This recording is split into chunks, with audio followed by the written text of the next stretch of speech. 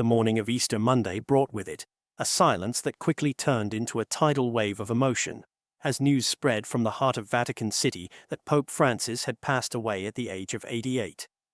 Just a day earlier, the world had seen him alive, fragile, yes, but present at the Easter Sunday celebrations in St. Peter's Square. With countless believers looking on, he had offered his blessings and greeted the faithful with a warmth that belied his weakening frame. And yet, in the span of a single night, the Catholic Church lost its shepherd. It was Cardinal Farrell who solemnly conveyed the message that the Holy Father had returned to his eternal home, to the presence of the Heavenly Father he had served with such devotion. In the hours that followed, millions began to reflect not only on the Pope's sudden departure, but also on the life and legacy of a man who had forever altered the image of the papacy. Today, we take a deeper look into his final moments, the rituals that follow the death of a pope, and how Pope Francis, always one to place humility before grandeur, had quietly reshaped these ancient traditions with his signature simplicity.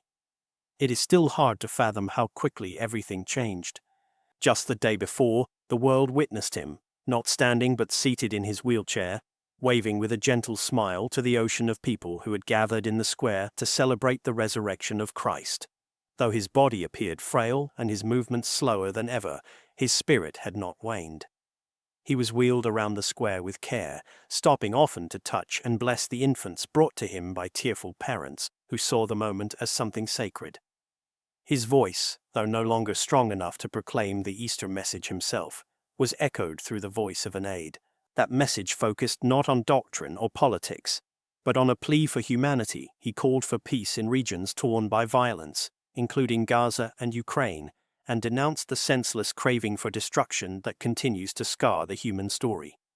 It would be the last time the world would hear from him. Only a few hours after that poignant appearance, at precisely 7:35 in the morning on Easter Monday, the Vatican confirmed that Pope Francis had passed away peacefully. His final breath was drawn in the city he had led with mercy and courage. His health had been slowly declining, especially after a hospital stay earlier that year due to severe pneumonia affecting both lungs. The illness had taken a toll on his body, made even more severe due to a childhood surgery in Argentina during which part of his lung was removed. Still, despite these mounting health concerns, the Pope's sudden departure came as a shock to many. Eyewitness accounts from that morning describe a surreal scene. BBC reporter David Giugliani recalled how, the moment the Vatican announcement reached the public, crowds began to surge towards St. Peter's Square. Some ran in disbelief, others stood still in tears, and for many, it felt as though time had stopped. In the streets of Rome, a city that had grown used to his presence, grief was thick in the air. The man once known as Jorge Mario Bergoglio had walked a long and unpredictable path before arriving at the gates of the Vatican and eventually at the gates of heaven. Born in Buenos Aires to Italian immigrants who had escaped fascist persecution, young Jorge's early life was far removed from any vision of priesthood. He worked jobs that seemed ordinary. He served as a nightclub bouncer and spent time as a chemical technician before he felt the unmistakable tug of a higher calling. That pull led him to the Society of Jesus, the Jesuits, where he began a journey of faith and discipline that would eventually place him at the helm of one of the world's oldest institutions. When he was elected Pope in 2013, history was made. He became the first pontiff in over a millennium not to hail from Europe, the first pope from the Americas, and the very first Jesuit to sit upon the throne of St. Peter. His papacy, lasting 11 remarkable years, was marked by a radical departure from tradition, not in faith, but in form. From the very beginning, he made it clear that the role of the Pope was not to be cloaked in luxury. He declined the lavish papal apartments, opting instead for a modest room in the Vatican guest house. He traveled light, lived simply, and constantly reminded the world that leadership in the Church was about service, not privilege. He washed the feet of prisoners, embraced individuals with severe deformities, and made it his mission to speak for those who had been pushed to the margins of society, the poor, the refugee, the overlooked, and the forgotten.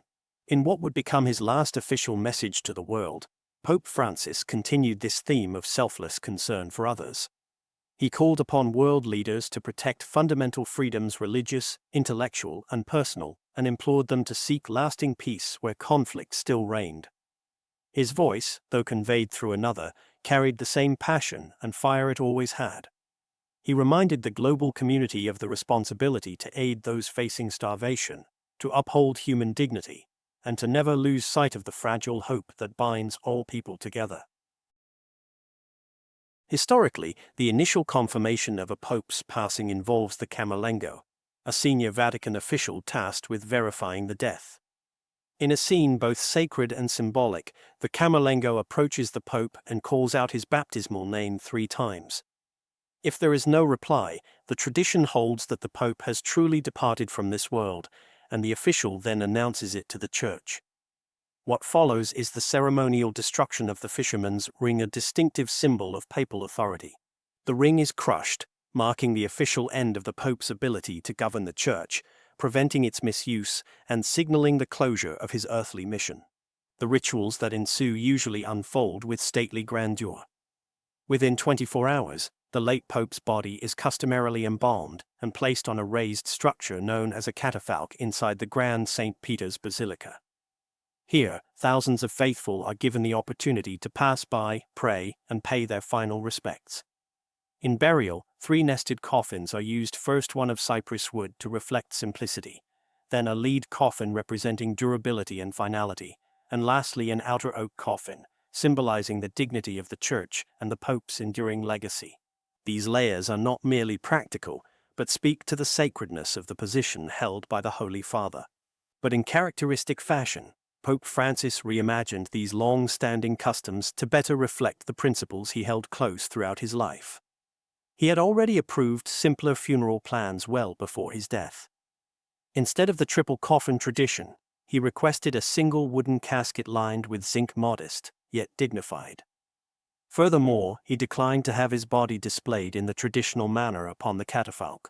Rather than being set out for public viewing, he preferred a more intimate setting, asking instead to remain within his coffin with the lid open for visitors to quietly offer their prayers and farewells. Perhaps the most striking departure from centuries of precedent was his final resting place. For over 100 years, popes have been interred within the crypt of St. Peter's Basilica, the Vatican grottos surrounded by the remains of past pontiffs beneath the heart of Catholicism. But Pope Francis chose a different destination. He expressed his desire to be buried at the Basilica of St. Mary Major, one of the 4 major basilicas of Rome and a church he held close to his heart. This decision spoke volumes. It was more than personal preference, it was a theological and pastoral statement. His burial site, located in a more accessible part of the city, will be open to ordinary people. It reflects his lifelong emphasis on being a pope among the people, even in death. St. Mary Major, located in the very heart of Rome, is a place where pilgrims, tourists, and locals alike can stop to offer a prayer or light a candle. Unlike the more secluded grottos of the Vatican, this basilica stands among the people, among the living streets of the Eternal City. In choosing this sacred space, Pope Francis ensured that his memory would remain close to those he loved the most: the forgotten, the overlooked, the poor, and those seeking hope. As word of his passing traveled across continents, the outpouring of tributes and reflections was immediate and profound. Leaders from all corners of the globe, regardless of religious or political affiliations, paused to remember the impact of this extraordinary man. The President of the European Commission, Ursula von der Leyen, spoke of how Pope Francis had moved millions beyond the boundaries of any single faith tradition with his compassion, simplicity, and deep concern for the least among us. Italian Prime Minister Giorgia Meloni called him a personal friend, and recalled how he had often called upon humanity to summon the strength needed to change its course, urging all of us to choose kindness over division, peace over conflict. In the United States, Vice President J.D. Vance expressed heartfelt condolences, recalling his recent meeting with the Pope just hours before his death. He spoke of the millions of Christians now mourning a spiritual father they deeply admired. From across the Atlantic, Archbishop Stephen Cottrell of York offered a deeply human remembrance, describing Francis not only as a holy servant of God, but also as someone vibrant and full of life, funny, genuine, and refreshingly approachable. But the man who will follow Francis will inherit a task unlike any other. He will step into the shoes of a pope who redefined the modern papacy, who opened the windows of the church to let in fresh air, who spoke not only to cardinals and clergy, but to prisoners, migrants, and children alike. Pope Francis's passing did not merely mark the end of an era, it closed a chapter of transformation and courage. His death occurring during the sacred season of Easter, and in the year of Jubilee, a time when countless pilgrims flood Rome in search of reconciliation and mercy, only deepens the emotional weight of this moment. Francis once famously said that he came from the ends of the earth, and indeed, his journey to the papacy and beyond was anything but conventional. He challenged norms, stirred conversations, and brought the teachings of Christ to those far from the pews. His legacy is not one of marble statues or golden thrones, it is a legacy written on the hearts of those he touched. As the bells of St. Peter's toll in solemn rhythm, and people around the globe light candles in his honor, the memory of Pope Francis will endure, not simply as a pope, but as a servant who called the church to build bridges, not walls, to go out into the streets, and to never forget those who live at the margins of society.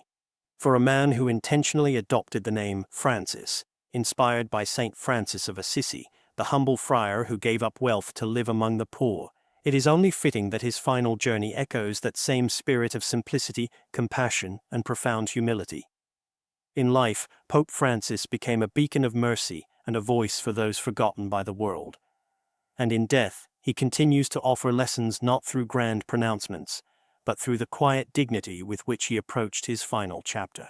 His decision to strip away centuries of elaborate customs in favor of modesty and accessibility reminds us that the true heart of faith lies not in pageantry, but in service, in compassion, and in being present for others. And yet, the question that now quietly stirs within the hearts of many is both simple and profound. Who will step forward to carry the torch Francis held aloft? Will the next pope embrace his vision of a church that walks with the suffering, speaks for the voiceless, and confronts the crises of modern times with courage and love?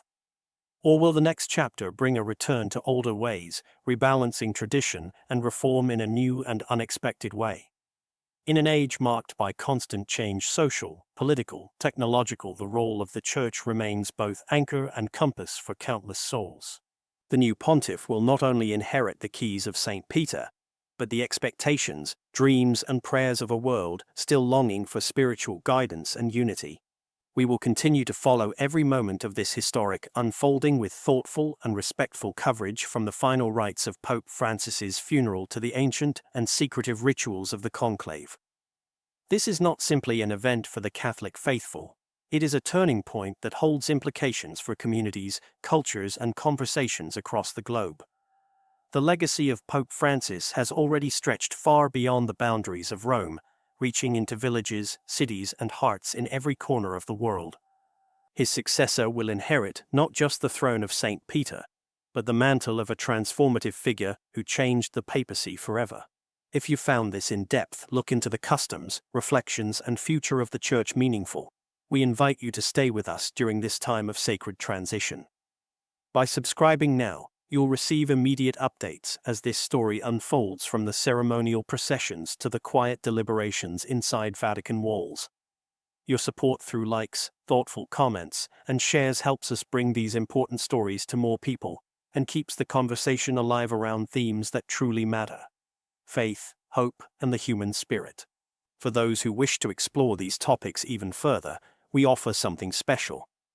Our channel members receive access to deeper insights, including exclusive interviews with respected Vatican scholars and church historians, in-depth examinations of past papal elections, and real-time updates from our dedicated team reporting directly from Rome.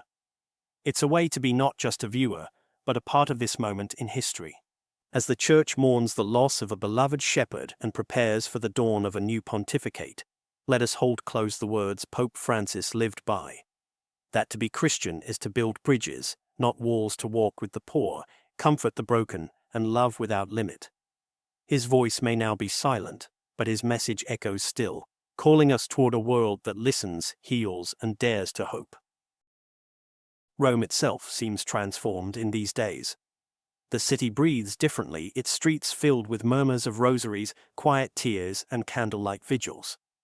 Florists struggle to keep up with the demand for white lilies and red roses, while priests from every continent gather beneath the ancient columns of St. Peter's Basilica.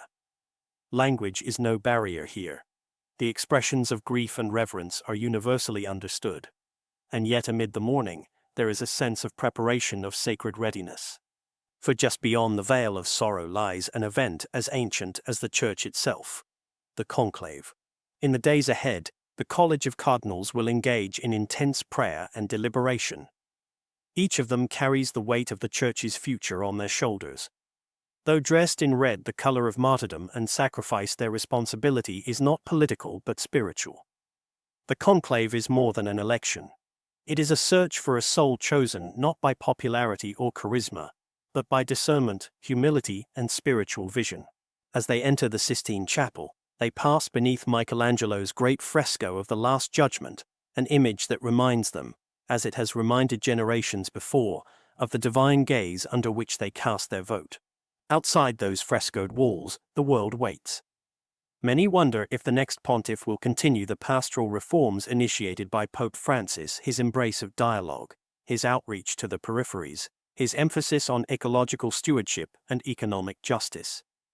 Others hope for a figure who will restore older traditions, safeguard doctrine, and uphold the continuity of centuries past. The tension between innovation and tradition is not new, it has shaped the Church since its earliest days. Yet what makes this moment distinct is the global scale of expectation. Never before has the Catholic Church been so universally visible, so deeply intertwined with the cultural, moral, and humanitarian challenges of our times. Beyond the Vatican walls, countless believers are offering novenas, lighting candles, and kneeling in silence, asking God to guide the Cardinal's choice. From the slums of Manila to the cathedrals of Paris, from the favelas of Brazil to quiet chapels in rural Poland, the Catholic world is united in prayer. And alongside the faithful stand many others, non-Catholics, secular observers, and journalists who recognize the significance of this transition, not only as a religious event, but as a moment of global consequence. The next pope will be not only a shepherd to the Church, but a moral voice in a fractured world, a spiritual anchor in times of uncertainty. The legacy of Pope Francis hangs quietly in the air as the cardinals begin their sacred task. His papacy was not marked by sweeping institutional changes, but by a shift in tone and emphasis on mercy over judgment, presence over prestige.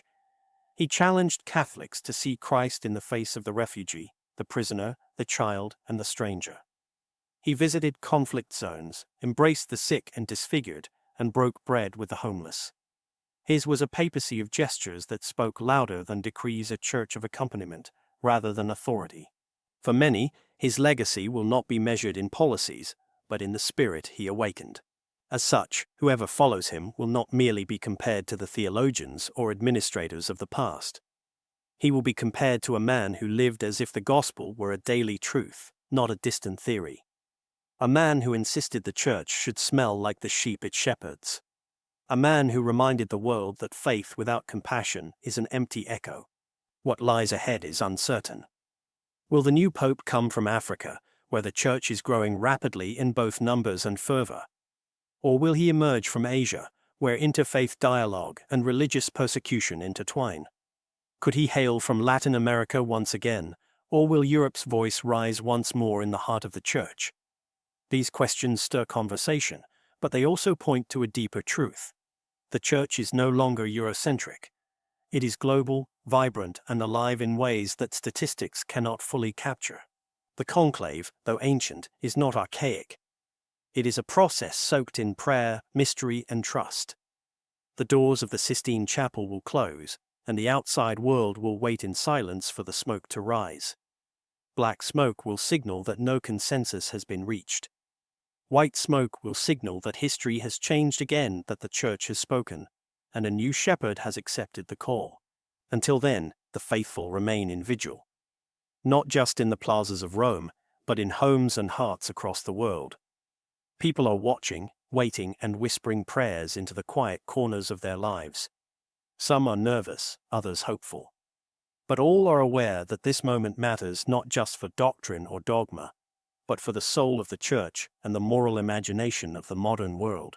The funeral of Pope Francis, when it arrives, will not be a spectacle of wealth or hierarchy.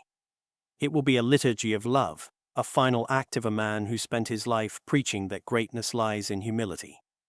There will be weeping, yes, but there will also be gratitude for a life given without hesitation, for a heart that embraced the world's wounds, and for a legacy that calls us all to live more simply, more bravely, more faithfully. The story of Pope Francis does not end with his burial. It continues in the choices we make, the compassion we extend, and the bridges we build in his memory. Whether one is Catholic or not, believer or seeker, this moment invites us all to ask, what kind of world do we wish to build? And who will have the courage to lead us there? As the world stands at the threshold of a new papacy, there is a collective breath being held, a moment of stillness before the next chapter begins. But in this pause, something extraordinary is unfolding. People are not just watching, they are reflecting. The death of Pope Francis has stirred a rare kind of global introspection, one that reaches far beyond liturgical rites and ecclesiastical tradition. His passing during the sacred days of Easter, the very season of resurrection, has become a mirror through which the world is re-evaluating not only the future of the Catholic Church, but the moral direction of humanity itself. The late pontiff's influence did not remain confined to cathedrals or Vatican halls. His presence echoed in refugee camps, in the speeches of world leaders, in environmental movements, and even in the quiet prayers of the lonely and forgotten. In many ways, Pope Francis was not merely the Bishop of Rome. He became a spiritual conscience for a generation grappling with division, suffering, and uncertainty. His leadership reminded the world that compassion is not weakness, that humility is not silence, and that power wielded with love can change not only institutions, but hearts. All of this now flows into the mystery of what comes next. The death of a pope does not erase his legacy, it crystallizes it, offering it as a foundation upon which new ideas, new challenges, and new leaders must now build. And so, as the College of Cardinals prepares to cast their ballots in solemn silence, their decision carries an invisible weight. Not only choosing a successor to Pope Francis, but also interpreting his vision, deciding whether to carry it forward, refine it, or recalibrate the course altogether. What many observers overlook is how deeply spiritual the process truly is. These cardinals are not politicians gathered in a parliament. They are servants of the Church, entering a sacred space with the heavy knowledge that they are part of a decision guided not by strategy, but by the Holy Spirit.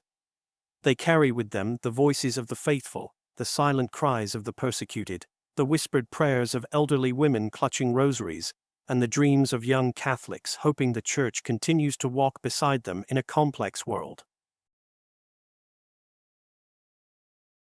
Whoever succeeds him will face an enormous task.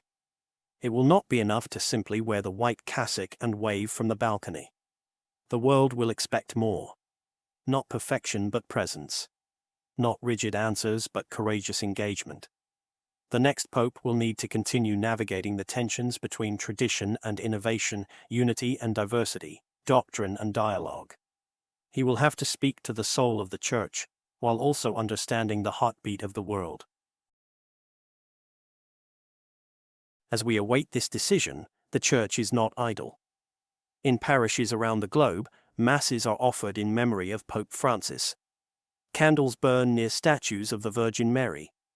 Children ask their parents what it means to have no pope. And in quiet monasteries, monks and nuns pray that the next shepherd will continue the work of peace, reconciliation, and justice. Pope Francis once said, "A shepherd should have the smell of his sheep." That one phrase may capture his entire papacy more than any document or encyclical. He was close to people, close enough to see their pain, hear their questions, and walk with them in uncertainty. He reminded the world that holiness is not about separation, but about service. That the Church is not a fortress, but a field hospital. And that being Catholic is not about appearances, but about love in action.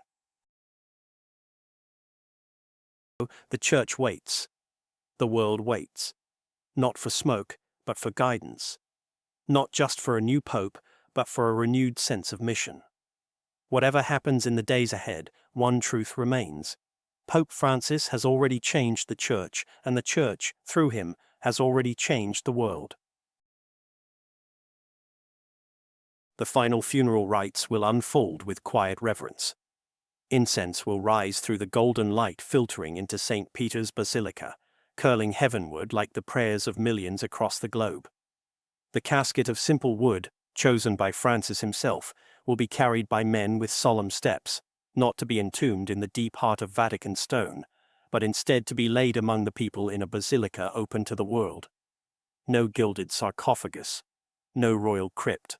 Just a man of God resting beneath a ceiling painted with the history of salvation, where anyone may come and kneel, weep, whisper thanks, or simply sit in the presence of silence. As the Church buries its shepherd, it does not bury his legacy. The seeds he planted are not buried, they are sown. They remain in the hearts of those who heard him speak, who saw him embrace the outcast, who watched him wash the feet of prisoners, and who recognized something startlingly real in the tired man smiling from a wheelchair on Easter morning. Those seeds now sprout quietly in parishes and slums, in the hearts of children learning mercy, in the minds of leaders who have not forgotten what it means to serve rather than to rule. In a way, Pope Francis taught the world to see holiness in imperfection. He did not present himself as unshakable or untouchable. He shared his doubts, showed his age, and even admitted his fears. Yet it was in that transparency that his strength was revealed. For faith, he reminded us, is not about having all the answers. It is about walking forward, step by trembling step, even when the path is unclear. In a world hungry for authenticity, his vulnerability became his greatest power. Now, with his death, we are left with a question. Not of succession, but of spirit. Not, who will wear the white robes, but, what will we carry forward? Will the Church continue his call to radical mercy? Will it remain a hospital for souls, a refuge for the rejected, a light for those in despair? Or will it grow cautious, seeking comfort in rigidity rather than risking love? These are not questions for the cardinals alone. They are questions for every believer. For every person who heard Francis say, "Who am I to judge?" and felt something stir within. And perhaps that is the true measure of a life well lived. Not the number of titles held, or the grandeur of one's funeral, but the echoes that remain long after the last words have been spoken. In hospital rooms, where nurses recall how he championed care for the vulnerable. In classrooms, where teachers inspire students with stories of his advocacy for the environment. In confessionals, where priests remember his insistence that no soul is beyond redemption. In slums and shelters, where the poor still feel seen because he once visited, listened, and stayed. The conclave will end. A new pope will emerge. The white smoke will rise into the Roman sky, and the cheers in St. Peter's Square will announce that a new name has been chosen. That moment will be filled with hope, speculation, and the trembling awe of tradition. But long after the excitement fades, the Church will still be left with the task Francis laid before it. To live the gospel not as an idea, but as a heartbeat, to be a church that walks beside the people, not above them. In his final years, Pope Francis spoke often of joy. Not superficial happiness, but the joy that springs from surrender, from selflessness, from love that expects nothing in return. The joy of the gospel fills the hearts and lives of all who encounter Jesus, he once wrote. That joy, simple, luminous, unshakable, is what he leaves behind. It is a legacy that cannot be measured in statistics or monuments. It is a legacy written in the small, sacred acts of kindness that ripple outward across generations. As the sun sets on this chapter, the Catholic Church remains as it always has, ancient and ever new. A church of contradiction and beauty, of suffering and hope, of unchanging truth and ever-evolving expression. And through the corridors of time, the name of Francis will remain. Not as a saint of marble or a relic of history, but as a living reminder that to be great is to be small, that to lead is to kneel, and that to love is to give everything, even your breath, for the sake of another. The bells of Rome will ring again. The crowds will thin. The cameras will move on. But in hearts all over the world, the echo of this papacy will endure. And perhaps, in moments of quiet, we will still hear that gentle voice reminding us to build bridges, not walls, to remember the poor, to protect the earth, to forgive often, and to walk with God, even when the path is difficult. Farewell, Holy Father. May eternal light shine upon you, and may the work you began, in faith and in love, continue through us all.